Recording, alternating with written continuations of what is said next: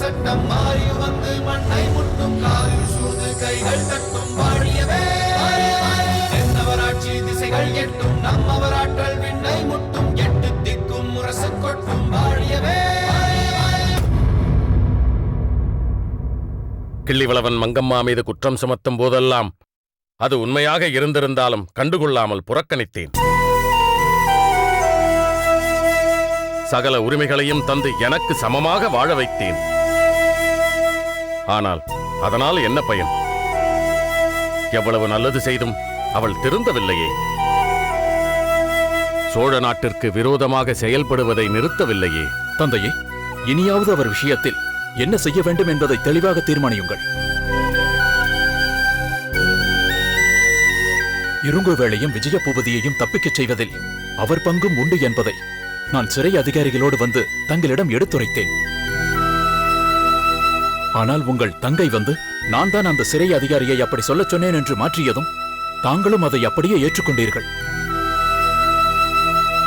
அந்த சிறை அதிகாரி இனியும் இவர்களோடு இருந்தால் எப்படியும் சித்திரவதை செய்து உண்மையை வரவழைத்து விடுவார்கள் என்று தற்கொலை செய்து கொண்டு மடிந்தான். ஆதாரப்பூர்வமாக ஒன்றை நிரூபிக்க முடியாத பொழுது அதன் மீது நடவடிக்கை எடுக்க முடியாது கிள்ளிவளவா. எனக்கு சில விஷயங்கள் புரிந்தாலும் புரியாதது போல் இருக்க வேண்டிய அவசியம் எனக்கு இருக்கிறது. அதனால் சில நேரங்களில் அப்படி நடந்து கொள்ள நேர்கிறது. எப்படியோ அந்த கதிர்காமனை காரிக்கண்ணனாரிடம் பாடம் படிக்க அனுப்பியது நல்லதாக போய்விட்டது. இல்லாவிட்டால் இப்படி ஒரு சந்திப்பு நடப்பதே நமக்கு தெரியாமல் போயிருக்கும். உண்மைதான். ஆம், முதலில் மங்கம்மாவிற்கும் விஜயபூபதிக்கும் சந்திப்பு நடப்பது உண்மைதானா என்று அறிந்து கொள்ள வேண்டும். அதை உறுதிப்படுத்திக் கொண்டு அதன் பிறகுதான் அதன் சம்பந்தமாக நடவடிக்கை எடுக்க முடியும். தந்தையே, எனக்கு தாங்கள் அனுமதி கொடுத்தால் அந்த கதிர்காமனை மிரட்டி அனைத்து உண்மைகளையும் வரவழைத்து விடுவேன். அது கூடாது கிள்ளிவளவா. கதிர்காமன் சென்று தன் தாயிடம் எல்லாவற்றையும் சொல்லிவிடுவான். அவளும் எச்சரிக்கை அடைந்து விடுவாள். இப்பொழுது கதிர்காமன் தூக்கத்தில் உளறியிருப்பது அவன் அம்மா மங்கம்மாவிற்கு கூட தெரியாது. தந்தையே, வேற என்னதான் செய்ய வேண்டும் என்கிறீர்கள்? நாம் இதை பற்றி அறிந்ததாகவே காட்டிக்கொள்ளக் கூடாது. தந்திரமாக செயல்பட்டு கண்டுபிடிக்க வேண்டும். அதை எப்படி செய்வது? பெண்களாகிய நீங்கள்தான் இயல்பாக மங்கம்மாவின் அந்தப்புறத்திற்குள் செல்ல முடியும். மங்கம்மாவிடம் உரையாடி அங்கு ஏதேனும் கண்டுபிடிக்க முடிகிறதா என்று பாருங்கள். அவசியம் நீங்கள் சொன்னபடி செய்கிறோம் தந்தையே. அம்மா, அத்தையாரிடம் நீங்கள் பேச்சு கொடுத்துக் கொண்டிருந்தால் நான் பூங்கோதையிடம் பேசுவதற்காக உள்ளே சென்று எல்லா இடங்களையும் நோட்டம் பார்க்கிறேன். அங்கு ஏதேனும் ஒரு பொருள் அவர்களை காட்டிக் கொடுப்பதை போல் இருக்கும் அல்லவா? அதை அறிந்தாலும் அறியாதது போல் இயல்பாக பேசிவிட்டு வந்து உங்களிடம் சொல்கிறோம். அதன் பிறகு என்ன செய்ய வேண்டும் என்பதை நீங்களே தீர்மானியுங்கள். மலர்கொடி, உன் தந்தையாரிடம் பெரிய ஒற்றற்படை இருக்கிறதாமே. அவர்களால் செய்ய முடியாததை நாம் சென்று சாதிப்போம்.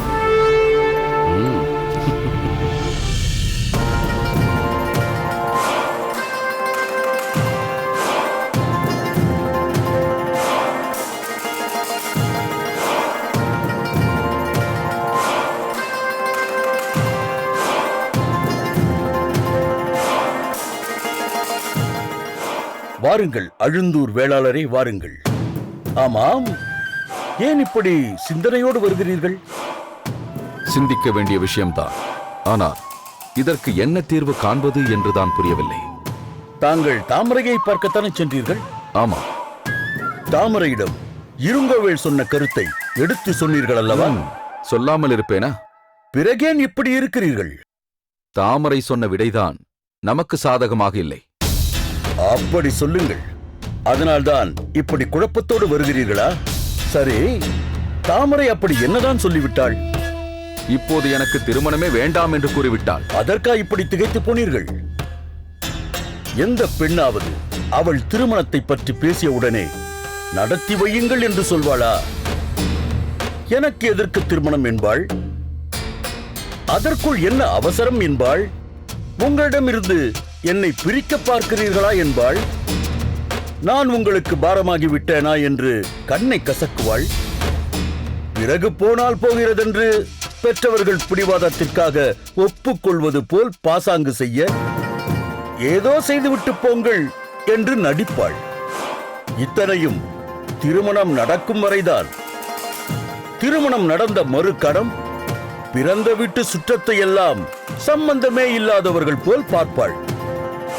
எப்போதாவது ஒரு நாள் வீட்டிற்கு வந்தாலும் நான் இல்லாமல் அவரால் ஒரு கணம் கூட இருக்க முடியாது என்று உடனே புறப்பட்டு விடுவாள். அப்பப்பா செந்தலையாரே, பெண்களின் மனோநிலையை அலசி பார்த்தது போல் அல்லவா பேசுகிறீர்கள்? என் அனுபவத்தில் எத்தனை திருமணங்களை நடத்தி வைத்திருப்பேன். அதை வைத்துக் கொண்டுதான் இப்படியெல்லாம் பேசினேன். அதனால் தாமரை திருமணத்திற்கு மறுப்பதை ஒரு பெரிய விஷயமாக நீங்கள் கருத தேவையில்லை. அவள் அதை மட்டும் சொல்லி இருந்தால் நான் இந்த அளவிற்கு யோசிக்க மாட்டேனே. இன்னொன்றும் சொன்னாலே. என்ன அது? தாமரை ஒருவனை காதலிக்கிறாளாம். அப்படி சொல்லுங்கள். அதனால்தான் அப்படியெல்லாம் பேசியிருக்கிறாள். சிறு குழந்தையாக பார்த்த தாமரை இன்று கன்னிப்பெண்ணாக வளர்ந்து ஒருவனை காதலிக்கும் அளவுக்கு வந்து விட்டாள் என்பதை என்னால் நம்பவே முடியவில்லை. உலகமறியாத பெண்ணாக இந்த காட்டுக்குள் சின்னஞ்சிறு மர மாளிகைக்குள் வளர்ந்த பெண் சற்று சிறகு முளைத்து பூம்புகார் வரை சென்றதும் காதல் பறவையாக மாறிவிட்டாள். இது இருங்கோவேலுக்கு தெரியுமா தெரியாதா என்பது நமக்கு தெரியாதே. தெரிந்திருந்தால் அதை பற்றி அவர்களுக்குள் விவாதம் நடந்திருந்தால் நமக்கு பிரச்சனை இல்லை. ஆனால் தெரியாமல் இருந்து நம்மால் அது தெரிந்து விட்டதென்றால் பெரும் விபரீதமாகிவிடும். தாங்கள் சொல்வதும் சரிதான். இருங்கோவேல் எப்பொழுது எப்படி நடந்து கொள்வான் என்று யாராலும் சொல்ல முடியும். நம்மால் தாமரையின் காதல் விவகாரம் தெரிந்து இருங்கோவேல் அவளிடம் மூர்க்கத்தனமாக நடந்து கொண்டால் தாமரை நம்மீதுதான் வருத்தப்படுவாள். நாம் இப்போதைக்கு இதை பற்றி எதுவும் பேசாமல் இருப்பதுதான் நமக்கு நல்லது. எது நமக்கு நல்லது என்கிறீர்கள் செந்தலையாரே?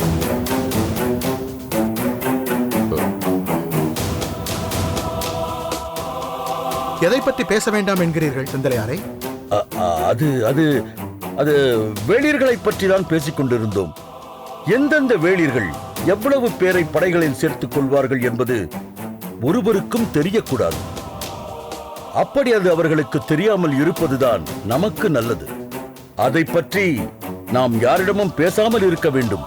அதைதான் நல்லது என்று சொல்லிக் கொண்டிருந்தேன். ஏன் அப்படி சொல்கிறீர்கள்? குறைவான ஆட்களை திரட்டியவனை பார்த்து நிறைய வீரர்களை சேர்த்தவன் அவன் அவ்வளவு பேரை தானே படையில் சேர்த்திருக்கிறான், நாம் இந்த அளவிற்கு வீரர்களை அனுப்புவதே போதுமானது என்று நினைப்பான் அல்லவா? அதனால் யாருடைய படைப்பிரிவை பற்றியும் யாருக்குமே தெரியக்கூடாது. எச்சரிக்கையாக பார்த்துக் கொள்ள வேண்டும். தாங்கள் சொல்வதும் சரிதான் செந்தலையாரே. விஜயபூபதி, நீ தாமரையை பார்த்தாயா? அவளுடைய திருமணத்தை பற்றி அவளிடம் பேசினாயா? தாமரையிடம் அதை பற்றிய பேச்செடுத்தாலே அவள் முகம் மாறிவிடுகிறது. ஏன் இந்த வேண்டாத பேச்சு என்பது போல் வெறுப்போடு பேசுகிறாள். அவள் அப்படித்தான் பேசுவாள். அதற்காக நாம் அவளை அப்படியே விட்டுவிட முடியுமா? வேளிர்குடியில் ஒருவனை தாமரை மணக்க வேண்டியது எவ்வளவு அவசியம். நமது வெற்றிக்கும் அது எந்த அளவிற்கு உறுதுணையாக இருக்கும் என்பதை நீ அவளுக்கு உணர வைக்க வேண்டாமா? அதையெல்லாம் நான் சொல்லாமலா இருந்திருப்பேன்? தெளிவாக எடுத்துச் சொன்னேன். ஆனால் தாமரை தன் கருத்தில் உறுதியாக இருக்கிறாளே. அதற்காக நாம் அவளை அப்படியே விட்டுவிட வேண்டியதுதானா? மன்னவா, கயிற்றை அதிகமாக முறுக்கினால் அது தெரித்து சிதறிவிடும். ஒரு கருத்தை திரும்ப திரும்ப சொன்னால் அதனாலேயே அதன் மீது வெறுப்பும் ஏற்படும். பெண்களை பொறுத்தவரை சில நேரங்களில் விட்டுக் கொடுத்துதான் போக வேண்டும். இப்பொழுது என்ன, ஆன காலம் ஆகிவிட்டது. இன்னும் ஓரிரு மாதங்கள் பொறுத்துக் கொண்டிருப்பதால் என்ன நடந்துவிடப் போகிறது? சற்று பொறுமையாக இருங்கள் மன்னவா.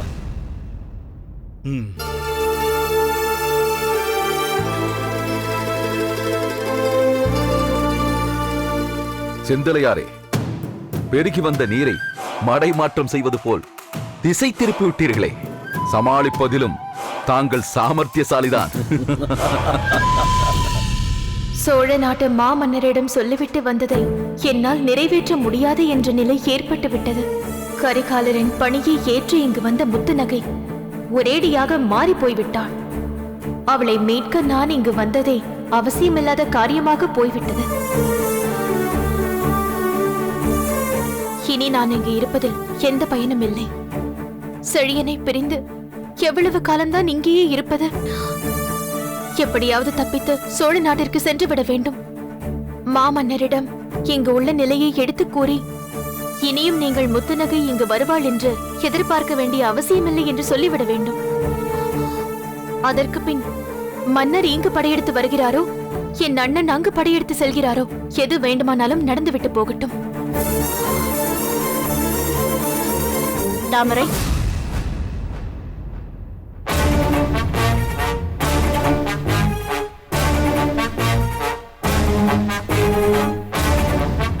நீயா? என்னை தவிர வேறு யார் உன்னை தடுக்க முடியும்? சரி, எங்கே புறப்பட்டு விட்டாய்? இதென்ன கேள்வி? நீராடுவதற்குத்தான். நீராடுவதற்கான குளியலறை உள்ளேயே இருக்கிறதே. அங்கு செல்லாமல் வெளியில் எங்கேயோ புறப்பட்டு விட்டாய்? ஏன், நான் எங்கே சென்று நீராடுவேன் என்று உனக்கு தெரியாதா? முத்து என்று சொல்லிக்கொண்டு ஆணுடையில் வந்து என்னை முதலாக பார்த்ததே காட்டில் உள்ள அந்த பொய்கையில்தான் என்பதை மறந்து விட்டாயா? அதையெல்லாம் நான் மறந்துவிடவில்லை. ஆனால் நீதான் ஒரு முக்கியமான விஷயத்தை மறந்துவிட்டாய். என்ன அது? அன்றிருந்த சூழ்நிலை வேறு. இந்த காட்டில் இப்படி சிலர் மறைந்து வாழ்கிறார்கள் என்பது வெளியில் தெரியாமல் இருந்த காலம் அது. இப்பொழுது நிலைமை வேறு. இரு பேரரசுகளுக்கும் இங்குதான் எதிரிகள் வாழ்கிறார்கள் என்று நன்றாக தெரியும். இந்த நிலையில் நீ இவ்வளவு பெரிய காட்டில் தனியாக செல்வது நல்லதல்ல. அதற்காக என்ன செய்ய வேண்டும் என்கிறாய்? நான் போகக்கூடாது என்கிறாயா? என்னை கேள்வி கேட்டு தடுக்கும் உரிமையை உனக்கு யார் தந்தார்கள்? என் அண்ணனா? வேண்டுமென்றால் அவரிடம் சென்று நான் செய்யும் ஒவ்வொரு காரியத்தையும் உன் மனைவியை கேட்டுக்கொண்டுதான் செய்ய வேண்டுமா என்று கேட்கட்டுமா? இல்லை இல்லை, அதெல்லாம் வேண்டாம். அவர் மிக முக்கியமான ஆலோசனையில் ஈடுபட்டிருக்கிறார். இப்பொழுது இதற்காக போய் குறுக்கிடுவது நல்லதல்ல. அதுவும் வேண்டாம், இதுவும் வேண்டாம் என்றால் என்ன பொருள்? ஒன்று என் அண்ணனிடம் சென்று இதை பற்றி கேட்டுவிட்டு வா, அல்லது நீராடுவதற்கு என்னை போகவிடு. சரி சரி, நீ போய் நீராடி விட்டு வா. நீ வழக்கமாக செல்லும் இடம்தானே? இப்போதுதான் அது உனக்கு புரிகிறதா? சற்று பொறு. என்ன? வழக்கமான இடத்திற்கு நீ வழக்கமான முறையில் தானே போக வேண்டும். என்ன சொல்கிறாய்? எப்பொழுதும் நீ உன் தோழிகளுடன் தானே நீராட செல்வாய். இப்பொழுது மட்டும் என்ன தனியாக புறப்பட்டு விட்டாய்? அவர்களையும் அழைத்து செல்.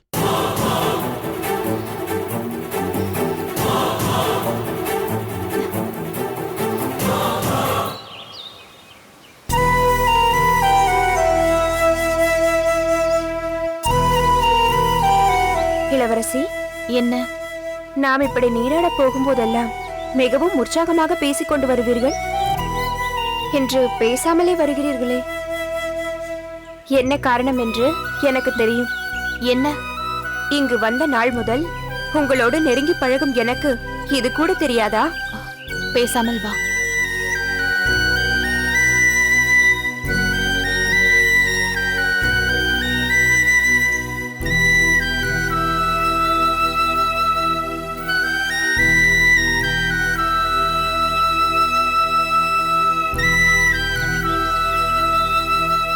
இளவரசி, நீங்கள் இப்போதெல்லாம் முன்போல் இல்லை. ஏன் அப்படி சொல்கிறாய்? எப்பொழுதும் போல்தான் இருக்கிறேன். இல்லையே, உங்கள் முகத்தில் மகிழ்ச்சியே இல்லாமல் போய்விட்டதே. பேசாமல் இருடி. எல்லாம் தெரிந்திருந்தும் ஏன் இப்படி பேசுகிறாய்? அந்த முத்து நகை எப்படி வந்தாள், என்னென்ன செய்தாள் என்பதெல்லாம் உனக்கும் தெரியும் அல்லவா? நன்றாக தெரியும். ஆனால் இப்பொழுது நிலைமை என்ன? அவள் நம் இளவரசியையே மிரட்டுகிறாள். வழக்கமாக நீராட போவதற்கு கூட அவரை தனியே அனுப்பக்கூடாது என்று துணைக்கு நம்மை அனுப்புகிறாள். ஆமாம் ஆமாம், இளவரசி அவளுக்கு அடங்கி நடக்க வேண்டும் என்று நினைக்கிறாள். நானாக இருந்தால் இப்படி ஒரு நிலைமை ஏற்பட்டால் என்ன செய்வேன் தெரியுமா? என்ன செய்வாய்? இப்படிப்பட்ட இடத்தில் இனி இருக்கவே வேண்டாம் என்று ஓடி இருப்பேன். ஏதேது, நீயே இளவரசியாரை தூண்டி விடுவது போல் இருக்கிறதே. இளவரசியார் அப்படி எதுவும் செய்துவிட்டால் நாம் இருவரும் மன்னருக்கு பதில் சொல்ல வேண்டியிருக்கும். அதை மறந்து விடாதே. நீ சொல்வதும் சரிதான். நமக்கு எதற்கு இந்த வீண் பேச்சு? தாமரை குளத்தருகே வந்துவிட்டோம். வாருங்கள் செல்லலாம்.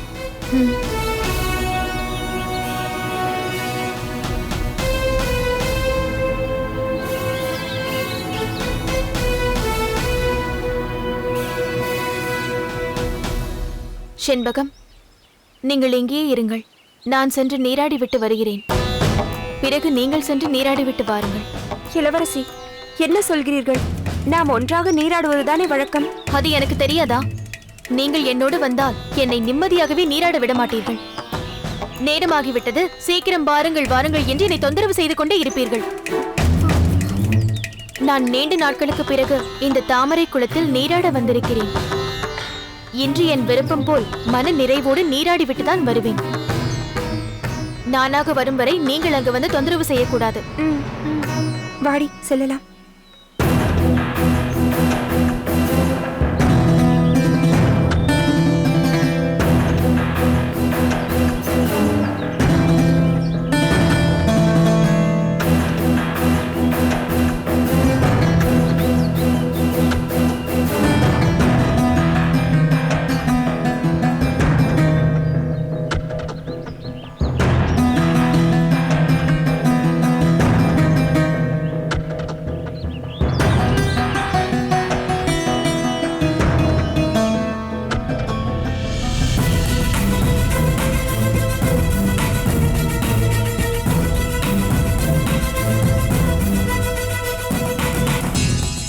என்னடி, இளவரசியை இன்னும் காணவில்லையே? வெகு நாட்களுக்கு பின் இங்கு வந்து நீராடுகிறார் அல்லவா? சரி வா, சென்று பார்ப்போம்.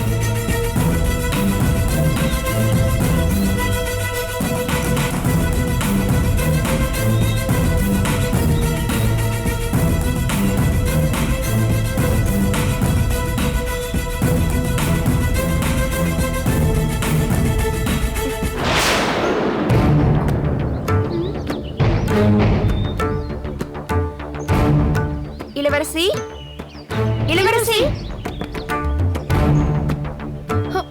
இளவரசியை காணவில்லையே. எல்லாம் முன்னால் தான்.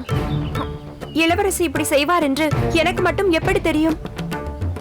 இப்போது நாம் என்ன செய்வது? ஆளுக்கு ஒரு பக்கம் போய் தேடலாம், வா. சரி.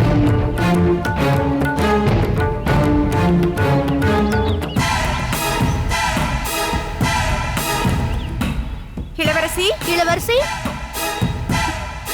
இளவரசி, இளவரசி.